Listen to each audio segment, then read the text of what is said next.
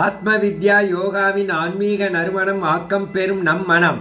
நாம் வாழ்நாள் முழுக்க என் மகன், என் மனைவி, என் குடும்பம் அப்படின்னு ஒரு சின்ன வட்டத்துக்குள்ளேயே சுற்றிக்கிட்டு இருக்கோம். உண்மையிலேயே நீங்கள் ஒரு அப்பாவோ அம்மாவோ கணவனோ கிடையாது. கேட்கவே அதிர்ச்சியாக இருக்கா?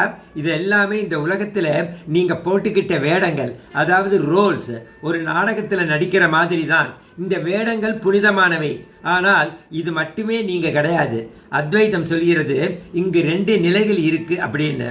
ஒன்று இந்த வெளி உலகம், இங்கே கடமை உறவு எல்லாம் இருக்கும், சம்சார வாழ்க்கையின் பேர். இன்னொன்றும் முழுமையான உண்மை, இங்கே ஆத்மா என்கிற தூய பேர் உணர்வு மட்டும்தான் இருக்கும். You are not a human being having a spiritual experience. You are a spiritual being having a human experience சொல்லுவாங்க. சங்கரர் சிறு வயதிலேயே துறவியானவர். ஆனால் அவரோட அம்மா இறந்தப்போ தான் கொடுத்த வாக்குறுதிப்படி திரும்பி வந்து இறுதி சடங்குகளை செஞ்சார்.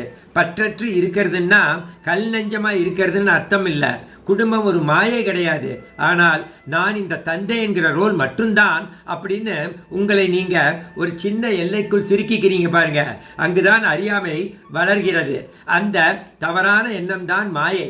ஒரு தியேட்டரில் படம் ஓடுது, திரையில் எத்தனையோ அழுகை சிரிப்பு வருது, ஆனால் அந்த திரை எதாலையும் நனையறதில்லை. அதுபோல தான் நீங்களும் உங்கள் வாழ்க்கையில் இந்த உறவுகள் எல்லாம் வந்து போகிற ஒரு திரை தான் நீங்கள் ஒரு ஸ்க்ரீன் மாதிரி. அந்த ஸ்க்ரீன் மேலே நடக்கிற பலவிதமான கேரக்டர்ஸ் அண்ட் இமேஜஸ் ரோல்ஸ் தான் நாம் வகிக்கும் பல வேடங்கள். The soul has no rainbow, இது ஐஸ் ஹேவ் நோ டியர்ஸ். எப்போ நான் இந்த வேடம் கிடையாது, நான் ஒரு சுதந்திரமான ஆத்மான்னு ஒருவருக்கு புரியுதோ அப்போ அவர் அன்பில் பயம் இருக்காது.